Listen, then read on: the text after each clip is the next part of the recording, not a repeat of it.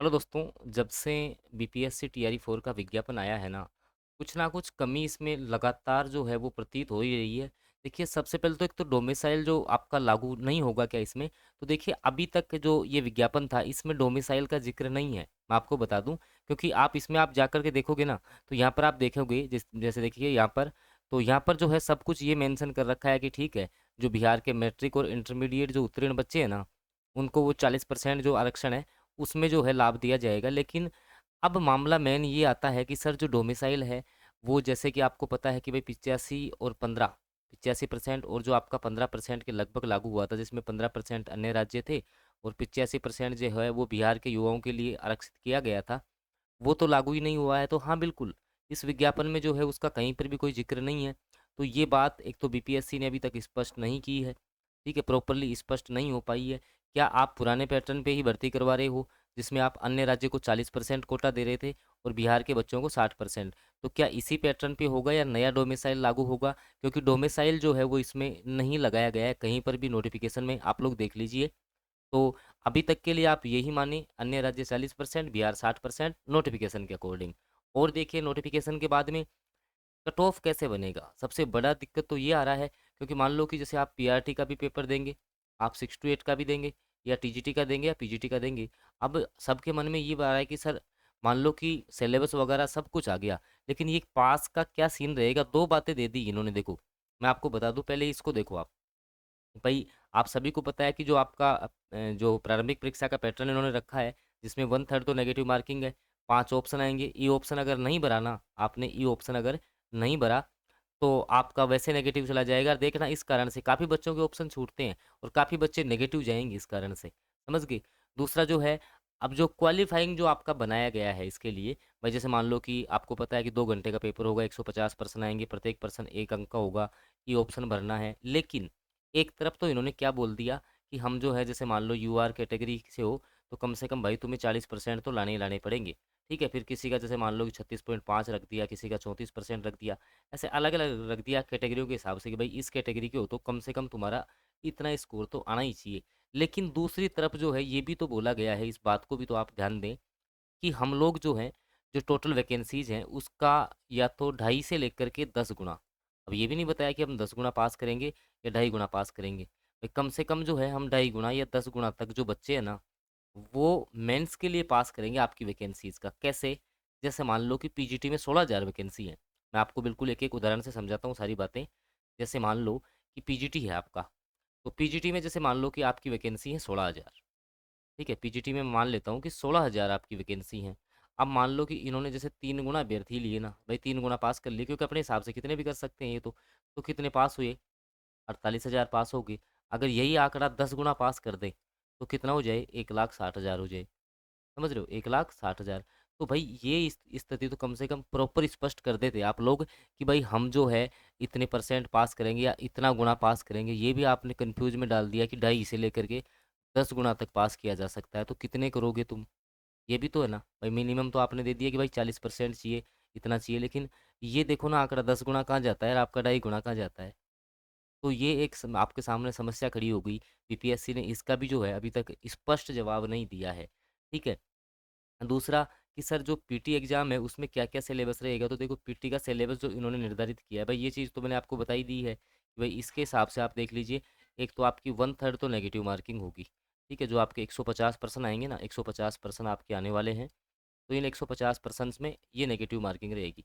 लेकिन दूसरा रूल ये है, जैसे मान लो एक आपका कोई क्वेश्चन है, उसमें ए, बी, सी, डी और ई, ये 5 ऑप्शन है। ठीक है, आप इस पर्सन को नहीं करना चाहते, आप जो है इस पर्सन को नहीं करना चाहते हैं, तो आपको ई ऑप्शन जो है ना, ई ऑप्शन, ये ई ऑप्शन भरना पड़ेगा। समझ रहे हो? ये नहीं भरा तो तुम्हारा फिर -1/3 आप चले जाओगे। समझ रहे हो? तो ये एक बहुत ही गलत नियम जो है वो ये लेकर के आ गए। दूसरा, जो आपका एग्जाम का सिलेबस है, अब इन्होंने क्या क्या बताया, आप एक बार इस पे गौर करना। इन्हीं को देखो, मैं आपको बिल्कुल क्लियर कर देता हूँ। मैं इस चीज़ के पक्ष में बिल्कुल भी नहीं हूँ। पीटी मेंस जो है वो बिल्कुल हटना चाहिए। ठीक है, ये बात अभी अपन लास्ट में करेंगे। तो अभी जो पीटी एग्ज़ाम है ना, उसमें आपको देखो, यहाँ से अगर आप देखोगे ना, तो क्या क्या आपको पढ़ना पड़ रहा है। एक तो सामान्य विज्ञान, ठीक है, सामान्य विज्ञान जो है वो आपको पढ़नी पड़ेगी। ठीक है, इसके अलावा मैं आपको बता दूं तो आपका इंडिया जीके है, मैं इसको एक साथ ही बता रहा हूँ, आपका इंडिया जीके उसमें, जिसमें आपका इतिहास भी है और ज्योग्राफी भी है। ठीक है, साथ में जो आपका रहेगा बिहार जीके, साथ में आपका क्या रहेगा, बिहार जीके रहेगा। करंट अफेयर रहेगा साथ में, सुन लो करंट अफेयर है। ठीक है, अभी मैथ है कि नहीं है ये भी आपको बता रहा हूँ। ठीक है, एक आपका जो है वो भारतीय राष्ट्रीय आंदोलन, आपको पता है कि राष्ट्रीय आंदोलन जो है आप पहले से पढ़ते आ रहे हो, तो भारतीय राष्ट्रीय आंदोलन रहेगा। और बिहार का क्या योगदान था इसमें, ये भी आपका आने वाला है। साथ में यहाँ पर बोला गया है कि सामान्य मानसिक योग्यता, इसका मतलब होता है कि रीजनिंग और मैथ के जो इजी वाले जो क्वेश्चन आते हैं ना, मैथ मैथ समझ लो एक तरीके से, तो इसके क्वेश्चंस भी आपके रहेंगे। तो ऐसे मिलाकर के जो है आपका जो पीटी एग्ज़ाम होगा ना, ऐसे पीटी एग्ज़ाम में आपके रहेंगे 150%। ठीक है, अब भाई आपकी जो सीटों के हिसाब से, जैसे मान लो कि पीआरटी में सीटें कम है, तो पीआरटी में सीटें कम है, मान लो कि जैसे मान लो 3,500 सीटें हैं। अब डिपेंड करता है कि ये 10 गुना कर रहे हैं, मान लो 10 गुना भी करेंगे तो 35,000 बच्चे पास कर देंगे। तो नेगेटिव मार्किंग भी है, समझ रहे हो, तो कट ऑफ तो थोड़ा सा कम जाएगा, लेकिन इसके अकॉर्डिंग जो है आप लोगों को तैयार होना पड़ेगा। समझ रहे हो, और भी इसमें विज्ञापन में बहुत से मतलब वो हैं, बहुत सी कमियां छोड़ दी हैं। तो क्या सर ये वापस वापस से जो है ये लोग नोटिफिकेशन देंगे या इसमें कुछ संशोधन करना पड़ेगा? तो अगर मैं आपको कहना चाहूँ तो इसके रिगार्डिंग जो है, इनको डेफिनेटली जो है, डेफिनेटली इस विज्ञापन में सुधार करना ही पड़ेगा। ठीक है, और बाकी देखिए ऐसा है कि पीटी एग्ज़ाम का मैं आपको बता दूं, पीटी एग्ज़ाम की जो भी कंप्लीटली जो जैसे आप तैयारी कर रहे हो ना, पीटी एग्ज़ाम में क्या क्या आपको पढ़ना है, मैं आपको जैसे मैंने अभी आपको बताया, मैं डिटेल में बताना चाहूँ तो यही जो आपके क्लास 6 से 10th का जो मैंने आपको पूरा परफॉर्मा दिया था पहले भी, अगर आपको पता हो तो, जिसमें मैंने आपको पूरे चैप्टर वाइज नाम, जैसे मान लो अब साइंस है, साइंस इसने बोल दी तो क्लास 6 की साइंस भी पूरी पढ़नी पड़ेगी। अब क्लास 6 की साइंस में क्या क्या है मैं चैप्टरों के नाम बताना चाहूँ तो जैसे मान लो कि भोजन है, भोजन के घटक है, रेसे से वस्त्र है, ठीक है, वायु जल विद्युत चुंबक, सारे के सारे चैप्टर पढ़ने पड़ेंगे। 7वीं में जैसे मान लो पौधों में पोषण है, जीवों में पोषण है, सारी की सारी साइंस। 8वीं क्लास की भी ऐसे ही, ठीक है, 9th की, 10th की, तब जा करके तो तुम्हारा साइंस का पोर्शन कवर होगा।